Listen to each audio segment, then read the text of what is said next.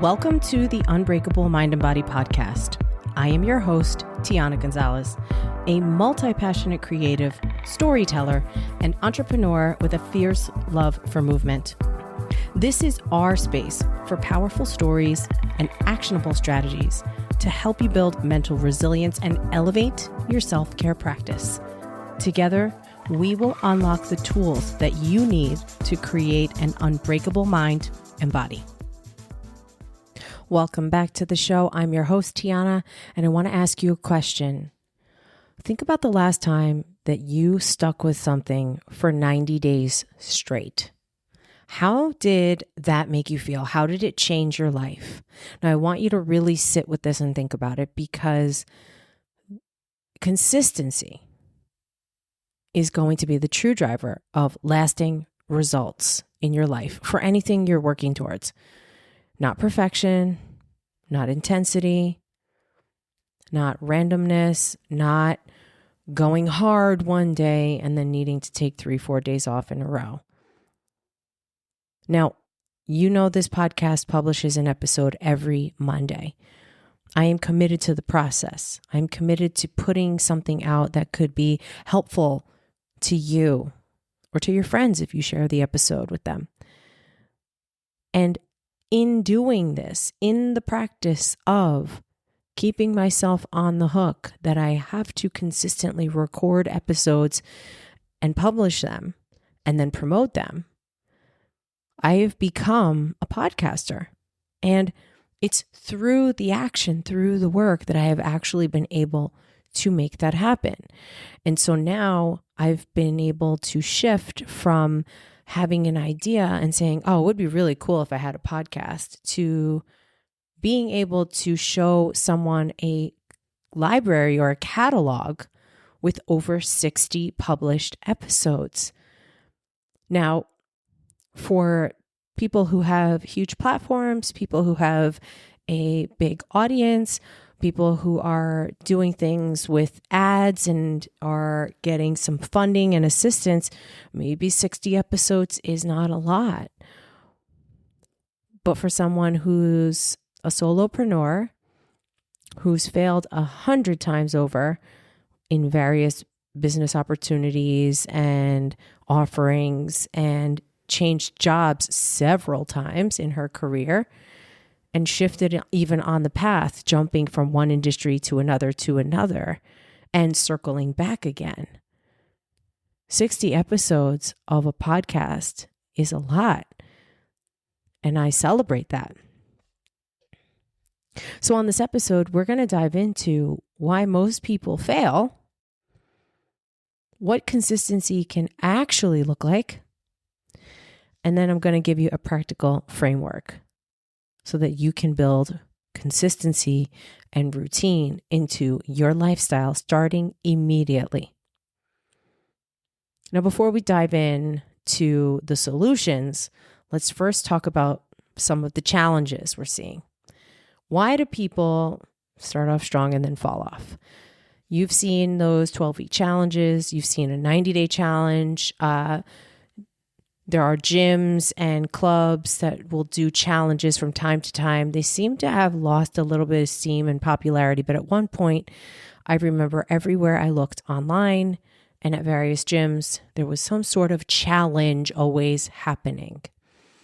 And the real reason why people don't see results is not because of effort, but it's this gap of starting and sustaining, the gap between starting and sustaining. And there's basically like 3 different traps here. So the first one is the all or nothing mindset. You have somebody who starts off strong, they're coming in hot, they're all in. If it's a weight loss challenge, they've got the food scale, they've got their gallon of water, they have their meal plan, they bought new Tupperware containers, they've got a new lunchbox, they bought a new pair of sneakers, they pack their gym bag every night, and they come out hot. They go to the gym every day in the beginning. Then they miss one workout. And one workout turns into 2. And then 2 workouts turns into 3.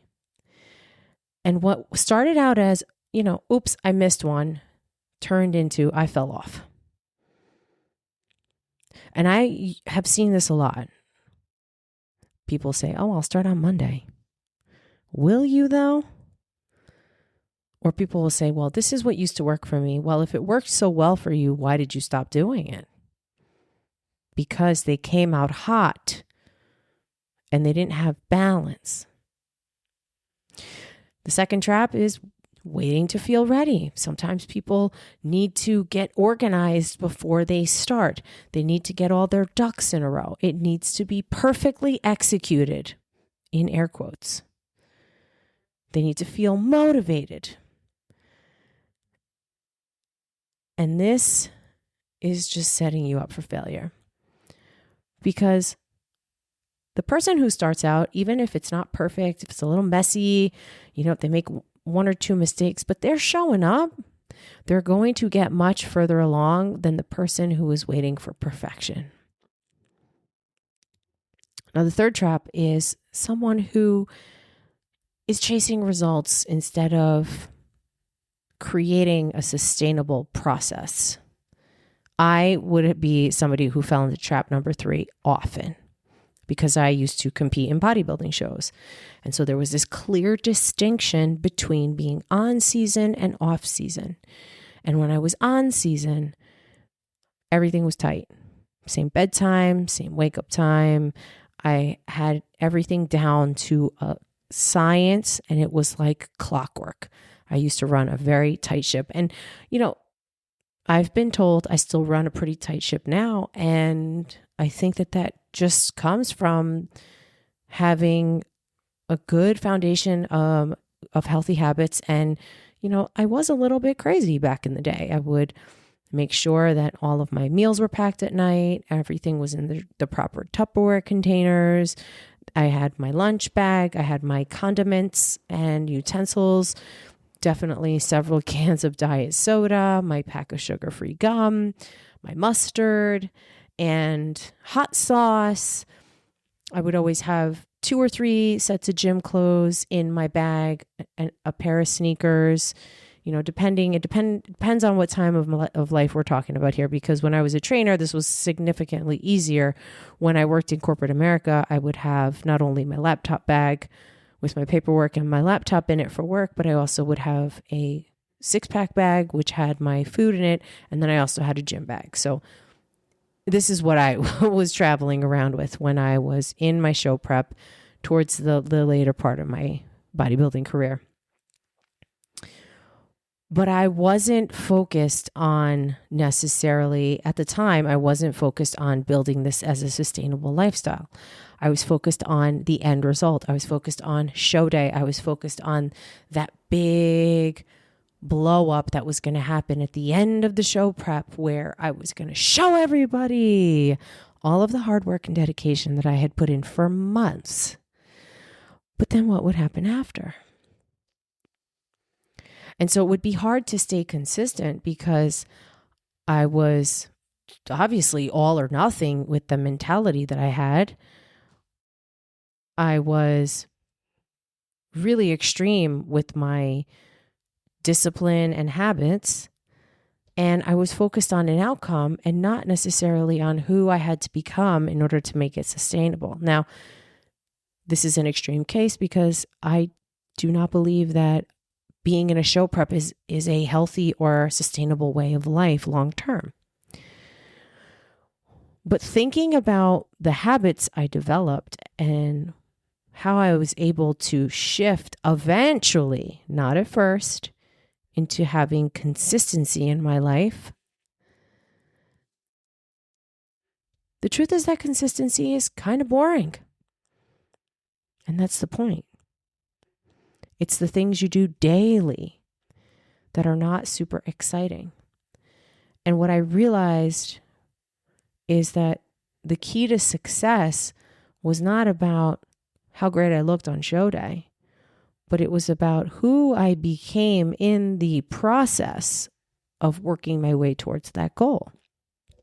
Same workouts, same meals, same bedtime, same program, same cardio routine, week after week after week after week.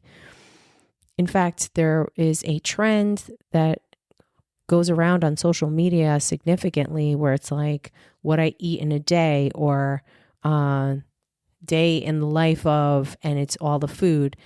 And quite frankly, I wouldn't do one of those because I eat the same food every single day.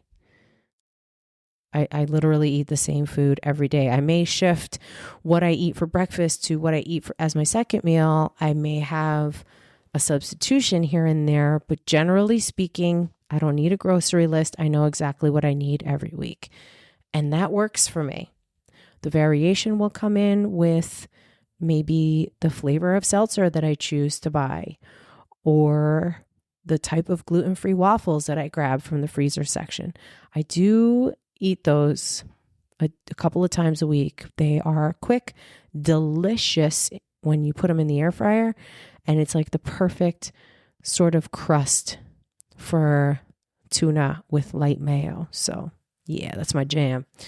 But going back to consistency and having habits, it's not really flashy, it's not really fun, and it's not really exciting.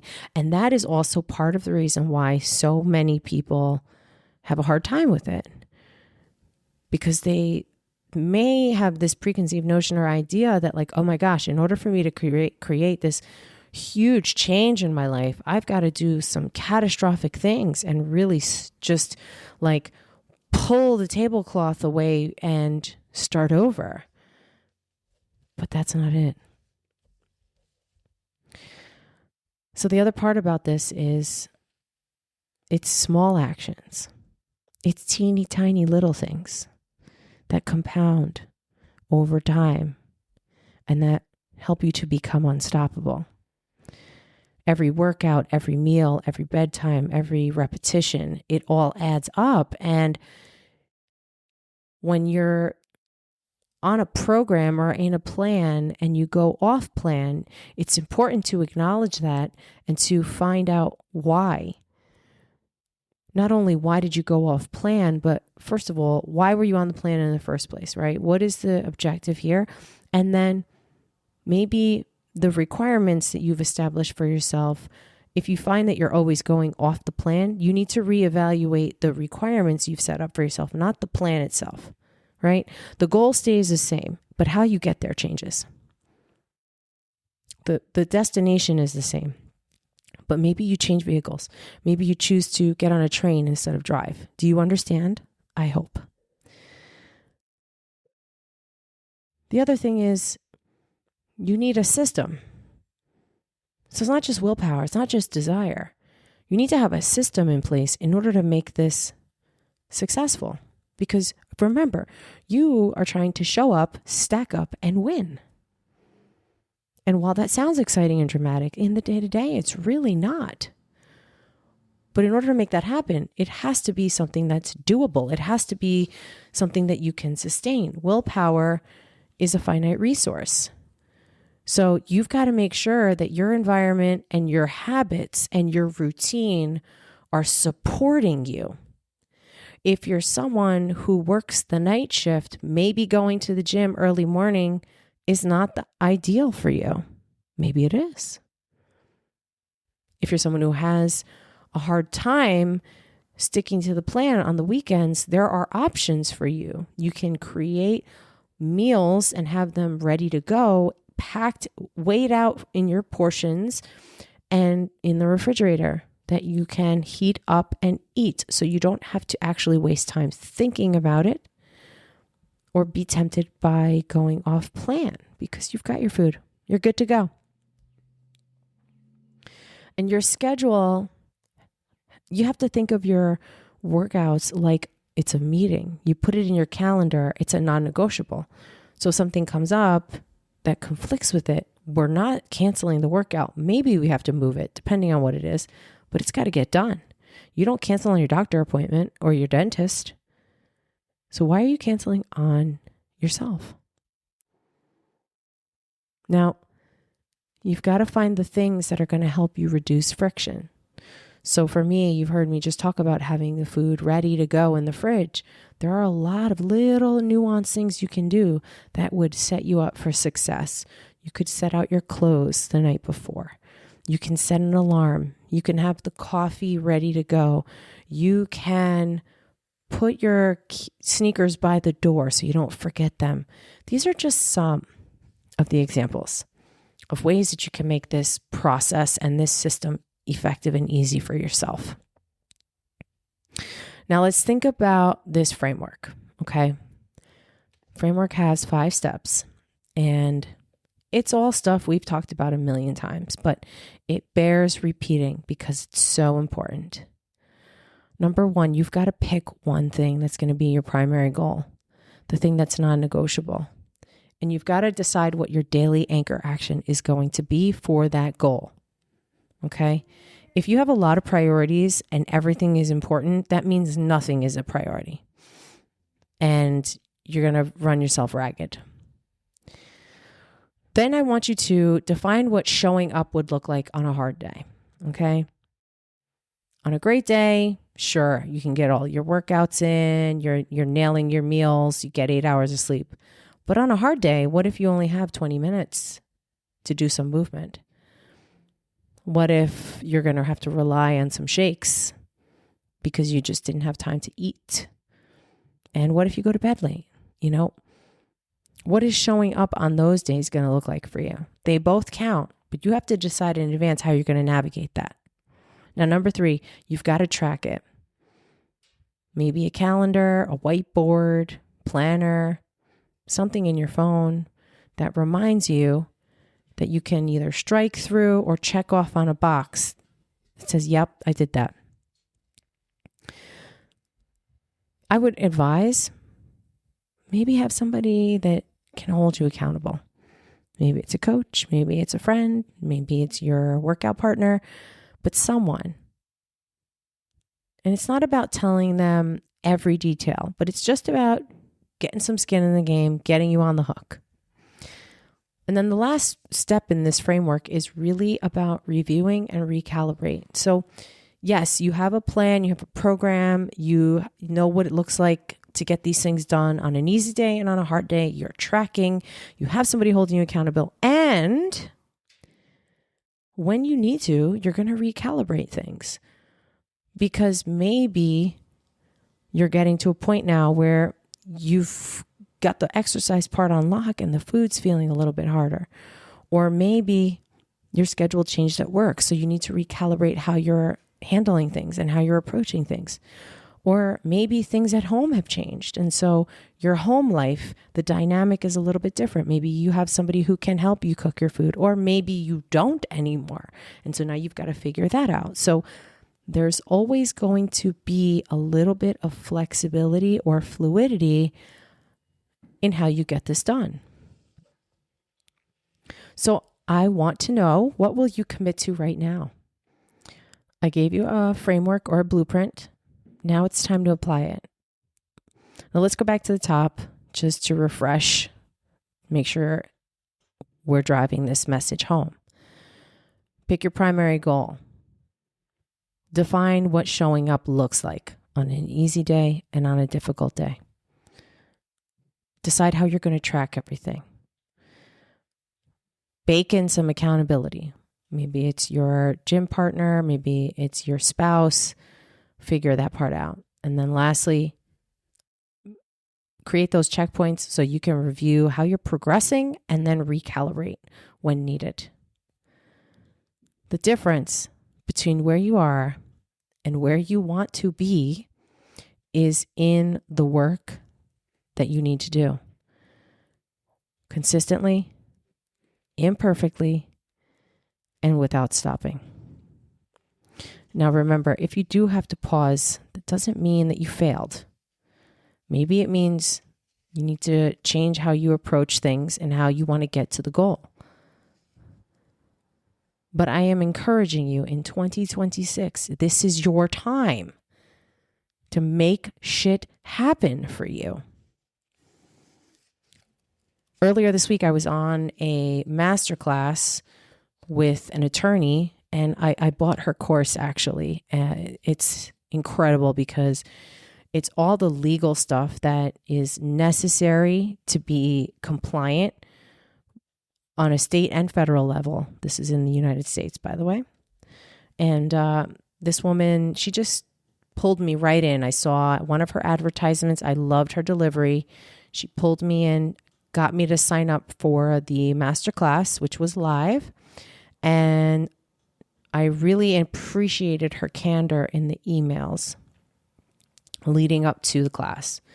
Then I sat live on the class, and I was expecting to be on there for an hour, but I wound up staying on for 2 hours.